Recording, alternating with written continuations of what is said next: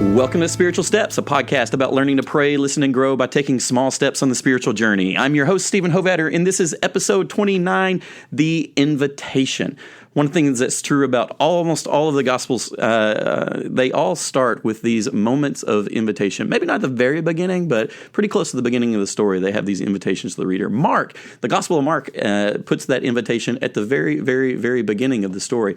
It's like one of the first things that happens. You have the episode with John in the first chapter, and then you have right after that, Jesus is baptized and goes into the desert, and then he comes back. And then right after that, there's this moment on the sea, and I want to read it to you. It starts in Mark 1, verse 16. As Jesus passed along the Sea of Galilee, he saw Simon and his brother Andrew casting a net into the sea, for they were fishermen. And Jesus said to them, "Follow me, and I'll make you fish for people." And immediately they left their nets and followed him. And as he went a little further, he saw James the son of Zebedee and his brother John, who were in their boat mending the nets. And immediately he called them, and they left their father Zebedee in the boat with the hired men, and he followed him. Okay, so this moment where Jesus meets these fishermen on the sea, and then he invites them to come be followers, it's a pretty profound moment to the way that the gospel starts. And I want to kind of notice here something that's different in the way that we think about, or the way that we talk about Jesus and his work a lot. So the kind of cliche thing that people talk about in terms of starting their journey as Christians, at least in our culture, is that we accept Jesus. Okay, and all right, it comes from this imagery, particularly in Revelation, where Jesus says he stands at the door and knocks to this church. And it's a church. It's people that have already been disciples. They've already been Christians for some time. And Jesus says, he stands at the door and he knocks, and he's waiting for them to open, and then he will come in. And we kind of taken that, and we use that. People use that language of accepting Jesus, welcoming Jesus accepting Jesus into your heart, welcoming Jesus into your heart. And I think there's probably some merit to that kind of language. But the other side of it is that it kind of seems to me opposite of what happens in the Gospels. It's not that we just accept Jesus or that we take the initiative and bring Jesus into our space. It really happens the other way around, that Jesus calls us to come follow him. And that phrase, "follow me," is the invitation that Jesus offers to people. And when he gives that to us, all right, and that coming and following him is also going to mean, him sending us out and being a part of his mission in different, surprising ways as well. But when Jesus does that, when he initiates the relationship with us by inviting us to be his followers, I think that's an important point. It's not just that we just invite Jesus to come into our space, to come be a part of the furniture of our lives, the way that we've organized things, and where we're in charge. Rather, what's really going on is that Jesus is in charge. Jesus is the one with the initiative that's leading out into the world, and Jesus invites us and basically says, "Hey, do you want to come be a part of what I'm doing or not?" The journey is Jesus's. It's Jesus's journey, and we are just welcomed to come be a part of that.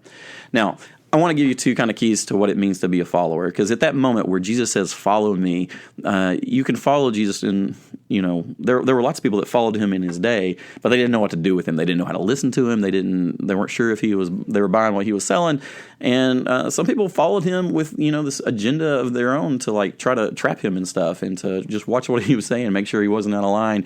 Or there were people that were following him because they wanted part of the action. They wanted to be part of the fame and the glory that Jesus' movement seemed to be attracted at times. Now, what I want to offer to you, though, is that if we're going to be followers, if we're going to move into the journey with Jesus, then there are a couple of markers that I think determine how we're going to react as followers along the way. And the first one is whether or not we have curiosity. All right, like in all the Gospels, especially at these early stages, it's very clear that there's a sense that the disciples don't really have Jesus pegged yet, and because of that, they end up making some mistakes. They end up, thinking that he's saying one thing and he's actually saying something else, or they end up, having assumptions that he doesn't share. But it's also clear that the people that were following Jesus, they really were always at work trying to find out what he was about. And they had this burning curiosity about him. I think it's, really clear in the way that John tells this story, where he's, the disciples are like, "Hey, where are you staying?" And he says, "Come and see." And basically that invitation is to come and explore and to see what Jesus is really about and what he's doing in the world. I think that disciples need to have a spirit of curiosity about who Jesus is and what he's doing, okay? And here's the thing. If we don't have that, the other side of it is that we seem to believe that we, have Jesus pegged. And when we come to Jesus like that, like where we think we know what he's all about, then we become not followers. We kind of instead are. It's like we're trying to be the ones leading Jesus where we really want to go. But what if all those people who claimed the name of Jesus, that were seeking to be disciples of Jesus, what if all of them were just filled with a spirit of curiosity, where they were going to come and try to discover what it is that Jesus wanted, what it is that Jesus was trying to do? What if curiosity was the predominant mindset that we had about Jesus? Not trying to sell Jesus, not trying to force Jesus to be something he's not. But what if we came with always just kind of this raging curiosity that we wanted to really understand and know more about Jesus and more about who Jesus is? Okay? That spirit, the spirit of a curious disciple, is at the center of, I think, what it really means to be a disciple of Jesus, which means to come and be willing to go where he is going. Okay? So that's the first thing, curiosity. I think we have to respond to the invitation of Jesus, at least in part, with a spirit of curiosity. The second thing is, though, we have to respond with bravery, because where Jesus goes is never safe. It's never it almost can't be predetermined to be something that will be something safe that is exactly like what we want. Instead, sometimes it leads us into places that are I was going to say seem dangerous, but truthfully, some of those places are dangerous to us, okay? And when we come to Jesus with curiosity, okay, if we come to him with a fearful, anxious curiosity, that will lead us to creating more and more distance between ourselves. We'll kind of if you follow the metaphor of following, we'll trail further and further behind Jesus. Rather, on the other side, if we can come not just with curiosity, but with a certain sort of bravery, it lets us follow close. It lets us say that wherever this Jesus is going, we will go too. So, that's what I wanted to kind of offer to you today in this episode of Spiritual Steps. Is I just want you to say, I want you to hear this word of Jesus. Okay, Jesus comes with an invitation. He doesn't come with a compulsion. He doesn't make anybody follow him, but he invites. He invites us to come in and to become his disciples. He speaks the word, "Follow me," and then whether we do or not, some of that's on us. So here's the thing. I want to provoke you and just say, what is the mindset? First of all, are you thinking of your life with Jesus as your Christianity? Is it about you following, or is it about you leading? Okay? Is it about the identity that you think Jesus has, or is it about you curiously exploring Jesus' own identity? Secondly, can you really engage that process of following with bravery? Be courageous. Let Jesus, work on that spirit of anxiety and fear that so often is part of who we are as people.